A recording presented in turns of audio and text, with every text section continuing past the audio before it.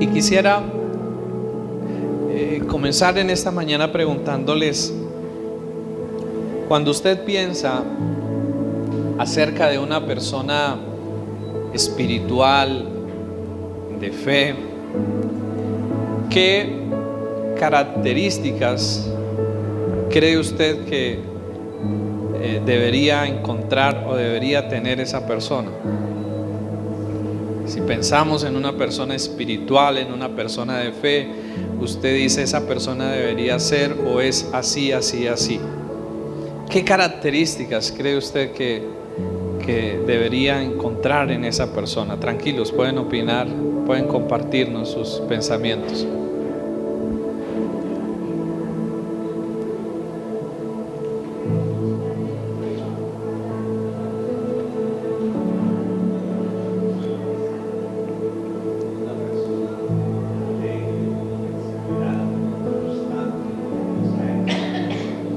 Alegre, perseverante, constante, exitosa, paciente, humilde, misericordiosa, amorosa, bondadosa, sincera, honesta. Debería tener muchas cualidades, ¿verdad? Y cada una de esas respuestas reflejan lo que nosotros pensamos, lo que nosotros creemos acerca de la fe, acerca de la espiritualidad. Pero qué bueno es que nosotros no solo nos guiemos por lo que pensamos, por lo que creemos, sino que siempre tratemos de buscar lo que Dios nos muestra o busquemos ver las cosas a la luz de lo que Dios habla por medio de su palabra, ¿sí? Porque cada uno de nuestros pensamientos muchas veces pueden ser acertados, pero otras veces pueden ser equivocados. Nos podemos equivocar, nos equivocamos como seres humanos, pero hay alguien que no se equivoca, hay alguien que no falla, y ese es el Señor. Por eso cuando nosotros analizamos o pensamos sobre un asunto, sobre una situación, creo que siempre debemos ir más allá de lo que nosotros creemos o de lo que nosotros consideramos, y tenemos que preguntarnos qué dice Dios acerca de eso, qué habla Dios acerca de este tema, acerca de esta situación, para que de esa manera podamos encontrar verdad, podamos encontrar luz. Por eso en esta mañana quisiera que me acompañen a mirar nuestras Biblias en Santiago capítulo 1 versículo 27. No sé si lo tenemos ahí. Bueno, yo realmente animo a que cada uno pueda tener su Biblia física y la pueda traer y la podamos manipular, la podamos tocar, la podamos subrayar. No piense usted que es pecado rayar la Biblia o colorearla. No, eso no es pecado. Es para eso, para que la podamos subrayar, para que la podamos trajinar y poderle sacar lo que más podamos. Así que Santiago capítulo 1 versículo 27 nos dice lo siguiente. Santiago capítulo 1 verso 27. Entonces miremos juntos lo que dice Santiago 1, 27. La religión pura y sin mácula delante de Dios el Padre es esta: visitar a los huérfanos y a las viudas en sus tribulaciones y guardarse sin mancha del mundo. Vamos a volverlo a leer. Como es un solo versículo, creo que lo podemos volver a leer. La religión pura y sin mácula delante de Dios el Padre es esta: visitar a los huérfanos y a las viudas en sus tribulaciones y guardarse sin mancha del mundo. Este versículo nos menciona un término que a veces no es muy agradable para nosotros y para muchas otras personas, y es el término religión, ¿verdad? ¿Qué encontramos en la primera parte del versículo? La religión. ¿De qué nos está hablando este versículo? De la religión, ¿verdad? Este versículo nos habla ¿de qué? De la religión. Un término que muchas veces preferimos cambiarlo por relación, ¿cierto? Nosotros no tenemos una religión, decimos, tenemos una relación personal con Dios. El cristianismo no es una religión, sino que es una relación personal con Dios. Y eso es cierto, y eso suena bien, pero este texto nos habla de la religión. La Biblia nos habla de la religión, y yo sé que es algo que no nos agrada mucho, porque cuando pensamos en la cantidad de religiones que hay en el mundo, uno dice, bueno, ¿y cuál de todas esas entonces es la verdadera? Entonces es la correcta.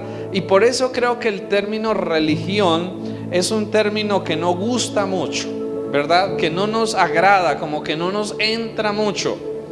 Pero a mí me llama la atención que este versículo no nos habla de cualquier religión. Este versículo nos habla de la religión pura y sin mácula, o en otras palabras, sin mancha, ¿no? Mácula es un sinónimo de mancha. Entonces, este versículo no nos está hablando de cualquier religión. Este versículo nos está hablando de la religión pura y sin mancha. O en otras palabras, este versículo nos está hablando de la religión correcta, de la religión verdadera, de la expresión de la religión correcta, sana y verdadera, ¿verdad? Eso es lo que Dios nos quiere mostrar en este versículo. Así que cuando nosotros investigamos un poco la definición de la palabra religión, encontramos que la religión puede verse como la virtud que nos mueve a dar a Dios el culto debido que Él merece recibir, ¿cierto? Es la virtud que nos mueve a dar a Dios el culto debido que Él merece recibir. En otras palabras, es la forma a través de la cual podemos adorar a Dios como Él es digno de ser adorado. Así que cuando nosotros miramos, por ejemplo, el contexto que este versículo fue escrito por Santiago. ¿Ustedes saben quién fue Santiago? ¿Quién fue?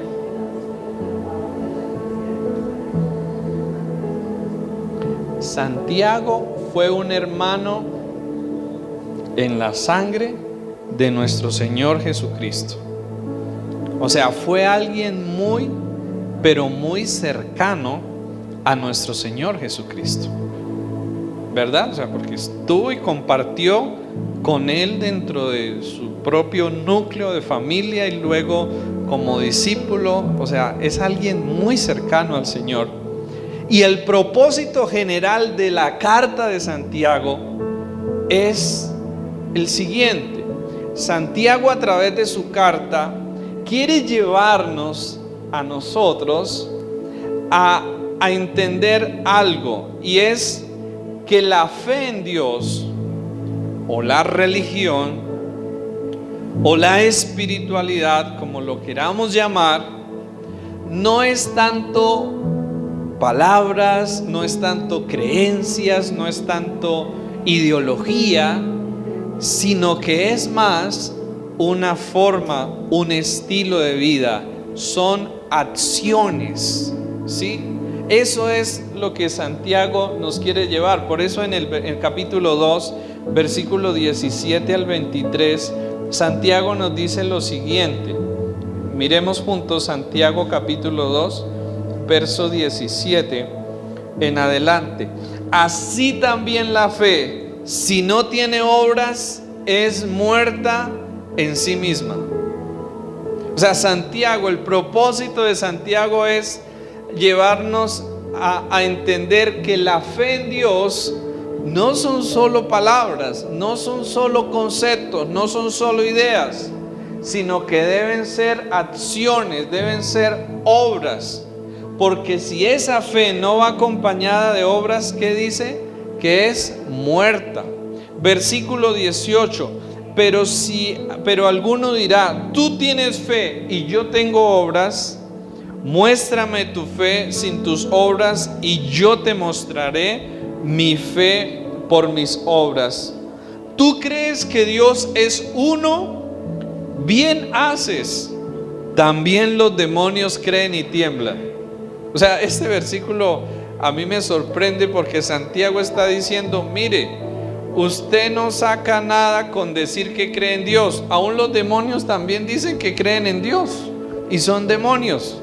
O sea, lo que hace la diferencia no es decir que creemos en Dios. Lo que hace la diferencia no es decir que yo sé algo acerca de Dios. Lo que hace la diferencia es lo que yo realmente hago. Es como realmente yo vivo, ¿cierto? Y el versículo 20 dice: mas ¿quieres saber, hombre vano, que la fe sin obras es muerta? Versículo 21. Y aquí Santiago va a poner un ejemplo, y nos va a poner el ejemplo de Abraham. Y nos dice: ¿no fue justificado por las obras Abraham nuestro padre cuando ofreció a su hijo Isaac sobre el altar? O sea, Abraham no solamente le creyó a Dios, sino que Abraham también actuó de acuerdo a esa fe y estuvo dispuesto a hacer lo que Dios le pidió que hiciera, aunque eso implicara algo supremamente difícil para él, como fue estar dispuesto a entregar a su hijo, al hijo de la promesa. Versículo 22. ¿No ves que la fe actuó juntamente con sus obras y que la fe se perfeccionó por las obras? Así, y que se cumplió la escritura que dice: Abraham creyó a Dios y le fue contado por justicia y fue llamado amigo de Dios. Entonces, Santiago aquí nos quiere mostrar cómo la fe en Dios nos debe de llevar a hacer algo, a actuar de acuerdo a lo que Dios quiere para nuestra vida. Así que no es suficiente decir solo que creemos algo de Dios, sino que nuestra forma de vida debe reflejar y debe irse cada día moldeando de acuerdo a eso.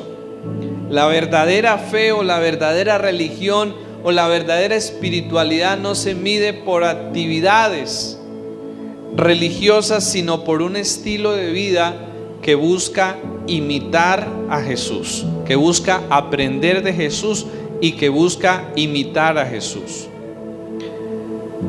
Quisiera que miremos nuevamente Santiago, capítulo 1, versículo 27. Volvamos al texto del comienzo. Y vamos a mirar aquello que Dios dice que es la religión pura y sin mancha. ¿Qué es eso? ¿Qué es esa religión pura y sin mancha de la cual Dios habla? Y ahí está la definición. ¿Cuál es esa religión pura y sin mancha?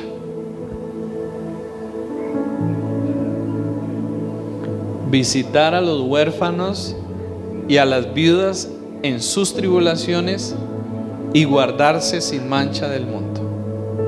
Eso es la religión pura y la religión sin mancha. Es visitar a los huérfanos y a las viudas en sus tribulaciones y guardarse sin mancha del mundo. La religión pura y sin mancha, o la fe auténtica que Dios quiere que nosotros vivamos es aquella que está compuesta por estos dos elementos. El primero, visitar a los huérfanos y a las viudas en sus tribulaciones. Y la segunda, guardarse sin mancha del mundo. Son dos caras de una misma moneda llamada religión pura o llamada fe auténtica o fe verdadera. Nuestra vida no puede estar solo compuesta por uno de estos dos aspectos de la fe o de la religión verdadera. Muchas veces podemos caer solo en las obras buenas, por ejemplo, visitar a los huérfanos, visitar a las viudas, servir. Podemos llegar a servir. Y yo he visto personas, y creo que a veces en el mundo no creyente y en organizaciones hay personas que son mucho más entregadas a causas que nosotros mismos los cristianos, y sirven y están dispuestos a dejar y a dar una cantidad de cosas por estas causas, por los huérfanos, por los necesitados, por los que están en tribulación. Pero hay algo que falta para que pueda ser algo realmente agradable y digno de Dios, y es que no solo es servir, es también guardarse sin mancha del mundo. Es decir, la religión pura, la fe auténtica, involucra dos cosas en nuestra vida. Involucra la sensibilidad a la necesidad que hay a nuestro alrededor, pero también implica e involucra el cuidado de nuestro propio corazón, la pureza y la integridad de nuestro corazón. En otras palabras, a Dios no solo le importa o le interesa lo que hacemos, sino que a Dios también le importa y le interesa lo que nosotros somos como personas. ¿Sí me hago entender? Porque uno ve incluso a narcos y a bandidos que hacen unas buenas obras, dan para construir colegios, hospitales, muchas cosas, y ellos hacen obras también, ¿verdad? Pero es que la fe auténtica no es solo un aspecto, son los dos aspectos. Ese aspecto de servicio social, de sensibilidad a la necesidad que hay alrededor nuestro, pero también ese aspecto de la condición y del estado de nuestro corazón, que también está delante de Dios. Así que la fe pura, la fe auténtica, la religión verdadera, es una que busca o que nos lleva a satisfacer las dos necesidades más importantes de los seres humanos: las necesidades físicas, las necesidades materiales y las necesidades espirituales, interiores de nuestro corazón. Esa es la fe genuina, esa es la fe verdadera. Nosotros vivimos en un mundo donde la religión se reduce a veces solo a palabras, a discursos y a ciertos rituales, pero el Señor nos muestra que la verdadera religión va mucho más allá de un discurso, va mucho más allá de una creencia, va mucho más allá de unos rituales o de una cultura eclesial. La verdadera religión nos debe de mover hacia algo mucho mayor que eso, y debe transformar no solo ciertas cosas en nuestra vida, sino que debe transformar nuestro corazón y debe ser un instrumento para transformar también lo que hay a nuestro alrededor. Así que muchas veces nosotros nos quedamos solo con escuchar la palabra, con escuchar el mensaje, con escuchar las prédicas, con escuchar los devocionales, con leer la Biblia, con leer un buen libro, con tener una buena conversación con otros, a veces solo nos quedamos con eso, pero no damos una respuesta a lo que Dios nos habla. ¿Sí me hago entender? Cada vez que Dios nos habla, Dios espera una respuesta de nosotros. Cada vez que leemos la Biblia, Dios espera luego una respuesta de nosotros. Cada vez que escucho un mensaje, una prédica, una enseñanza, Dios espera una respuesta. No solo que podamos salir y decir, uy, qué buena estuvo la prédica o qué mala estuvo, sino que podamos salir pensando cuál va a ser mi respuesta a esto que Dios me está diciendo. ¿Cuál es el plan de acción que yo voy a tomar de acuerdo a lo que Dios me ha hablado, de acuerdo a lo que Dios me está diciendo? Y esa es la fe o la religión pura, una fe que nos lleva a darle una respuesta a Dios. ¿Sí me hago entender? No a quedarnos solo escuchando, sino a responderle a Dios y a decirle: Señor, aquí estoy, esto es lo que voy a hacer. Así que sigamos mirando el verso 27, por favor.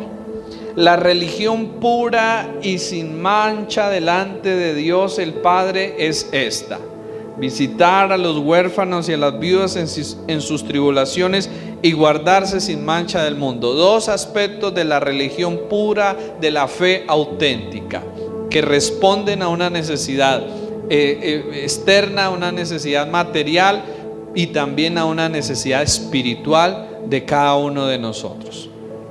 Pero vamos luego a detenernos un poquito a mirar cada uno de estos dos aspectos de la religión pura, de la fe auténtica. El primero de ellos, visitar a los huérfanos y a las viudas en sus tribulaciones. Este es el primer aspecto que compone una fe genuina, una religión pura. Visitar a los huérfanos, visitar a las viudas en sus tribulaciones.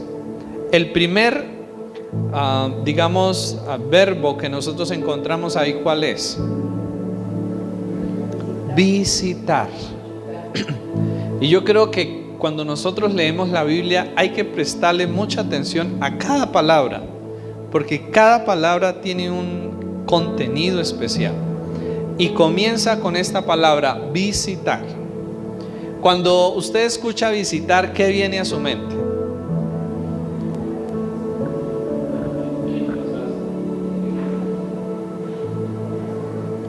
Desplazarse. Bueno, yo pienso ir y sentarme y tomarme unas onces con alguien y charlar y luego me voy. Soy honesto, ¿no? Eso es lo que viene a mi mente cuando yo digo visitar. ¿Qué más?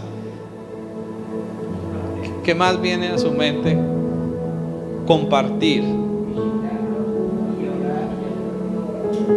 Hacer una oración, ¿cierto? Normalmente, y digamos que en general, cuando nosotros pensamos en lo que significa visitar, pensamos en pasar un tiempo corto, ¿cierto?, con alguien, sea orando, sea charlando, sea comiéndonos algo, bueno, lo que sea, es pasar un tiempo corto con alguien. Voy, lo visito, comparto un tiempo y listo, y me voy. O sea, esa es la idea que nosotros tenemos de la palabra visitar. Sin embargo, en el original, el texto visitar es mucho más que esa idea que nosotros tenemos aquí de visitar. El texto o la palabra visitar aquí implica ver, conocer, convivir, defender, amar. Este texto aplica o apunta a lo que nuestro Señor hizo según Juan capítulo 1 versículo 14. Juan capítulo 1 versículo 14, miremos para poder entender mejor lo que significa esta palabra visitar. Juan capítulo 1 versículo 14. Y aquel verbo, hablando de nuestro Señor Jesucristo, fue hecho carne y habitó entre nosotros, y vimos su gloria, gloria como del unigénito del Padre, lleno de gracia y de verdad. Volvámoslo a mirar, por favor. Y aquel verbo fue hecho ¿qué? Carne y habitó entre nosotros, y vimos su gloria. ¿De quién está hablando este pasaje? Está hablando de nuestro Señor Jesucristo, y está hablando del momento en la historia en la cual Él vino y nos visitó, y nos está mostrando cuál es la idea de visitar que Santiago habla allí. Y no es una idea solo de algo momentáneo, pasajero. Es la idea de esa encarnación en las vidas, en las situaciones y en las circunstancias de otros, de tal manera que a través de ese involucramiento, como lo hizo el Señor Jesús, Él no solo nos decidió ayudar, Él no solo decidió enviarnos ayuda, sino que ¿qué hizo Él? Decidió venir y traernos Él mismo la ayuda. O sea, no envió un mensajero, sino que Él mismo decidió venir y traernos la ayuda. Él mismo decidió venir y meterse en medio de nosotros.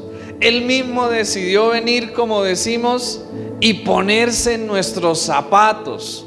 Él mismo decidió venir y experimentar nuestras debilidades, experimentar nuestras luchas, experimentar nuestras penas. Él mismo decidió venir e identificarse con nosotros, la humanidad, como dice Hebreos, porque no tenemos un sumo sacerdote que no pueda compadecerse de nuestras debilidades, sino uno que fue tentado en todo según nuestra semejanza, pero sin pecado.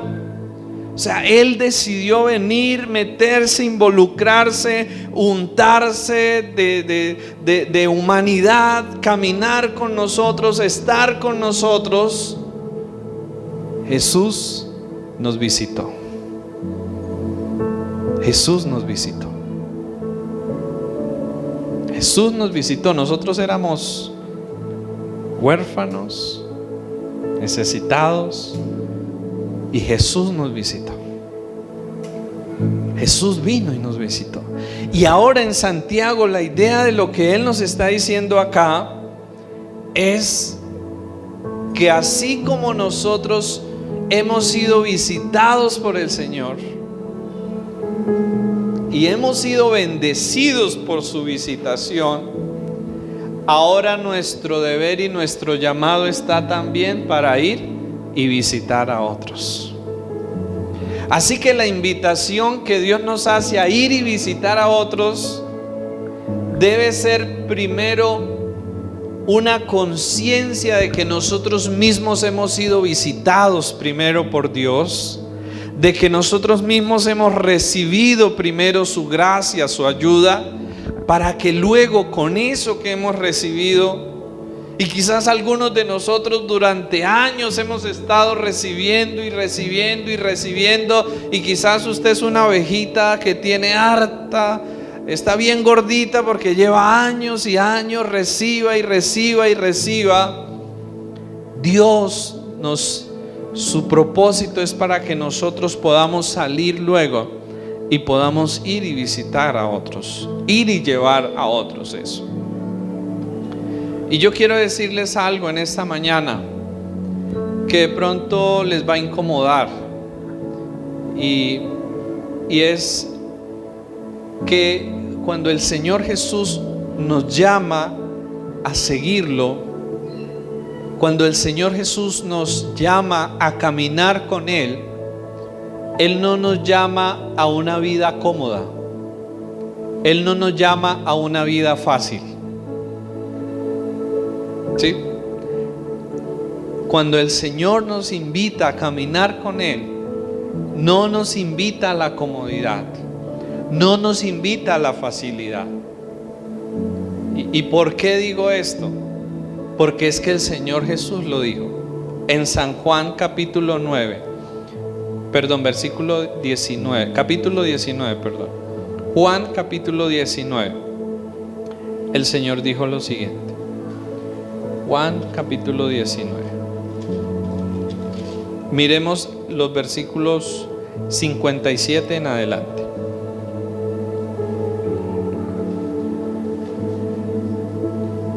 Perdón, Lucas, me he equivocado 2 o 3 veces, perdonen.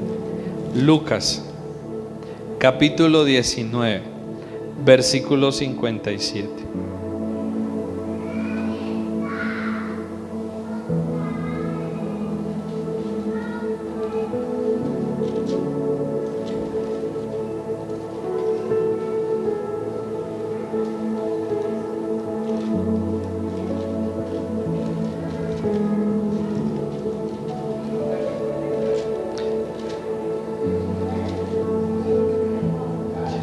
No hay 57, ¿verdad?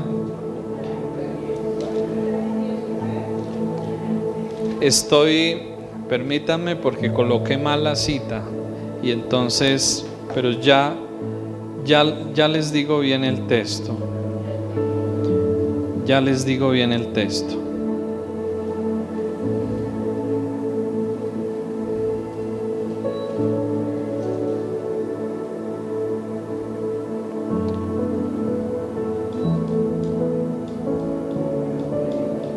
Lucas 9, no es 19 sino 9, perdón. Lucas capítulo 9.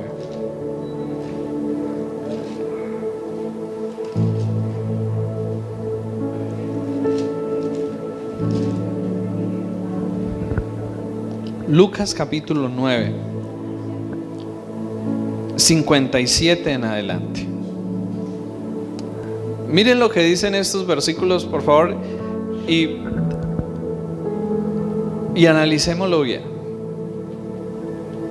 Yendo ellos, uno le dijo en el camino: Señor, te seguiré a donde quiera que vayas. No sé, ¿usted es uno de esos que le ha dicho eso al Señor? Señor, te seguiré a donde quiera que vayas. Y yo creo que la persona que le dijo esto al Señor, pues su expectativa y su pensamiento era: no, pues caminar con Jesús debe ser algo extraordinario, ¿no?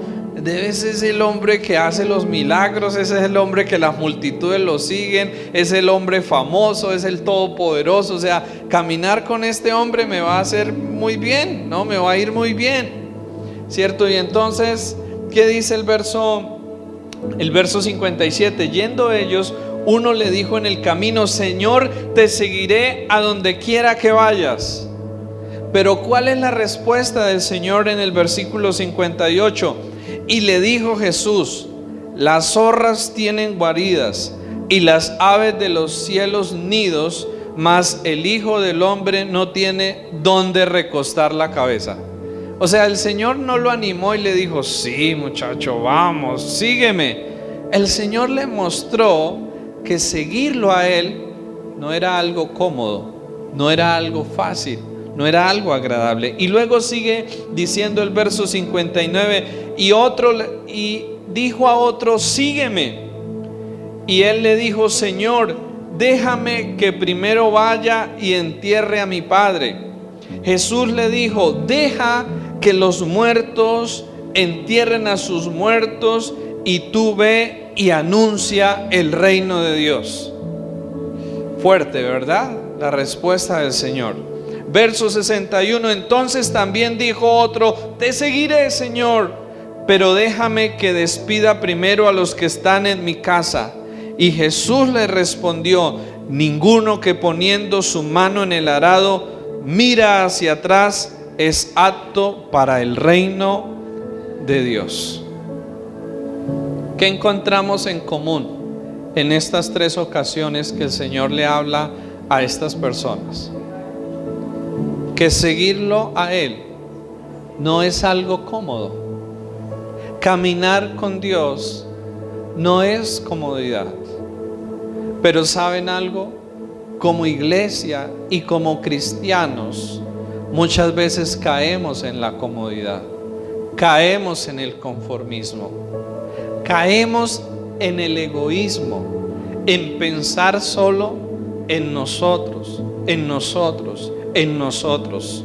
Y buscamos recibir y recibir y recibir y llenarnos nosotros, y estamos dejando de lado lo que realmente es el propósito de la religión, el propósito de la fe, el propósito de nuestra salvación, y es que lo que recibimos de Dios por su gracia, por su visitación, nosotros estemos también dispuestos para ir y llevarlo y compartirlo también con otros. Yo quiero decirles algo en esta mañana, iglesia. La vida con Dios, el caminar con Dios, no es comodidad, no es facilidad, no es lujos, no es acumulación de cosas, es más bien desprendimiento de las cosas, es más bien esfuerzo, es más bien sacrificio. La vida, el caminar con Dios, el ejemplo que nos modeló nuestro Señor Jesucristo, dejando su trono, dejando su gloria, dejando su reino, dejando su comodidad y viniendo a meterse aquí entre nosotros, viviendo entre nosotros, caminando entre nosotros y muriendo la muerte más vergonzosa y más dolorosa que podía existir, nos enseña y nos modela que caminar con Él no es un llamado a la comodidad, no es un llamado a la facilidad, sino es un llamado al sacrificio, a la entrega, al esfuerzo por una causa mayor, por una causa que va más allá de nosotros mismos, la causa de Dios. Y eso necesitamos volverlo a retomar como iglesia. Eso necesitamos ponerlo muy en el centro de nuestro corazón. Por eso creo que el Señor en Santiago capítulo 1 verso 27 nos dice que la religión pura es visitar a los que están en necesidad, los huérfanos y a las viudas en necesidad. En otras palabras, Dios nos está diciendo que debemos dejar de pensar solo en nosotros y que debemos de salir de nuestro confort, salir de nuestra comodidad. Y yo no estoy diciendo que las comodidades estén mal. Gracias a Dios por las comodidades que nos da. Pero en lugar de usarlas solo para nosotros, usémoslas como un medio para poder ir, para poder llegar a otros, para poder alcanzar a otros, para poder bendecir a otros. Sí, eso es lo que Dios quiere para nosotros. Y la pregunta es, para terminar, ¿cómo podemos nosotros hoy en día vivir este versículo? ¿Cómo podemos nosotros hoy en día visitar a los huérfanos y a las viudas en sus necesidades? ¿Cómo podemos aplicar esto? ¿Cómo puede ser esto en la práctica? El Salmo 68:5 nos recuerda que el Señor es Padre de huérfanos y defensor de viudas en su santa morada. Padre de huérfanos y defensor de viudas es Dios en su santa morada. Así que Dios se interesa profundamente en las necesidades que hay a nuestro alrededor. Y por eso voy a hablar de 4 cosas prácticas que podemos hacer para aplicar este versículo. 4 cosas prácticas que podemos hacer para aplicar esto y hacer que nuestra fe sea una fe más viva, más de acción y no solo una fe de creencias, de palabras, sino más bien algo que lleve realmente fruto en nuestras vidas. Lo primero que podemos hacer es: ¿conoce usted alguna persona de la congregación que viva sola, que viva en escasez, que viva en necesidad?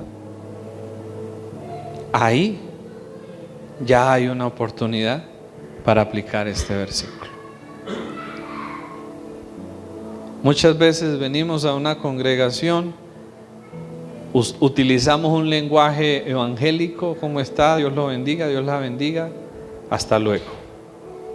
Pero yo creo que vivir este versículo significa que yo tengo que darme a la tarea de conocer un poco más al otro, que yo tengo que darme la tarea de saber un poco más de la otra persona, cómo está, cómo se encuentra, cuáles son sus situaciones, cuáles son sus necesidades, y que en medio de ese conocimiento yo pueda decir: te puedo ayudar en esto, te puedo ayudar en lo otro. Por eso Dios nos hace iglesia, por eso Dios nos hace comunidad. Dios no nos hace para que vengamos solo los domingos y nos sentemos en las sillas y nos veamos acá bonitos juntos un ratico, sino que Dios nos pone aquí para que nos podamos conocer unos a otros y para que al conocernos y mirar las necesidades que cada uno pueda tener, el otro pueda hacer algo para ayudar a suplir esa necesidad que hay en el otro. ¿Me hago entender? Eso es la iglesia, para eso es la iglesia.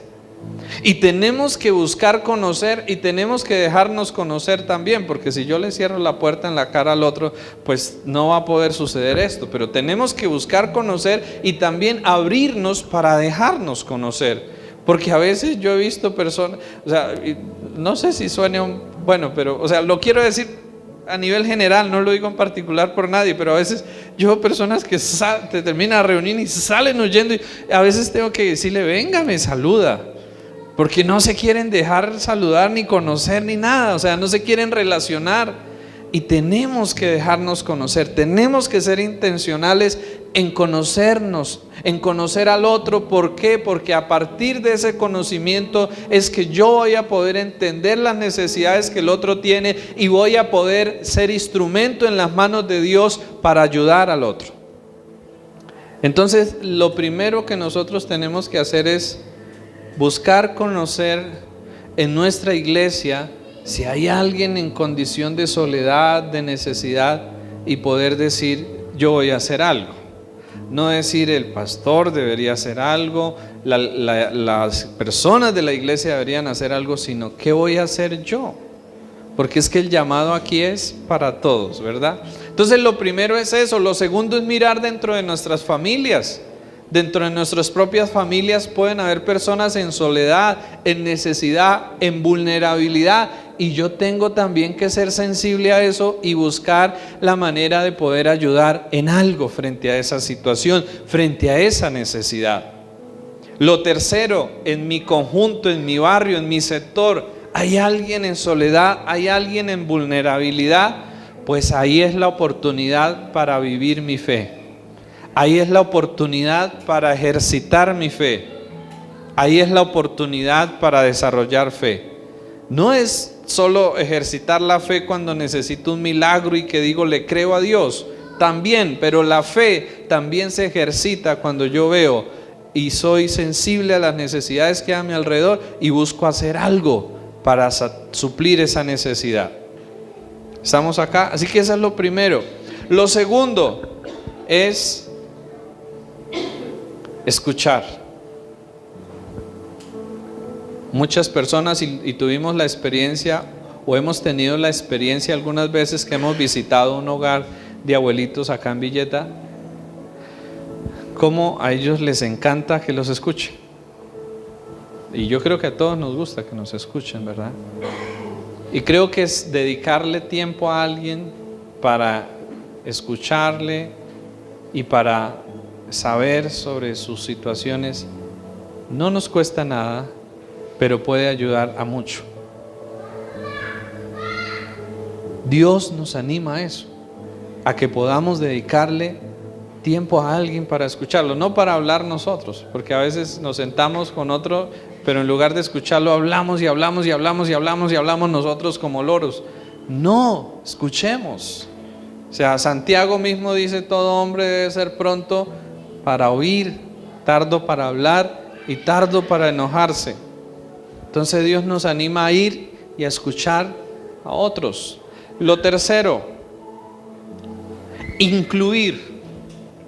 ¿Qué significa eso? Que si yo veo a alguien en soledad, en necesidad, y yo estoy haciendo un asado, una celebración, y puedo invitar a esa persona para que venga y se una y comparta un tiempo con nosotros, pues eso sería algo ideal, ¿verdad?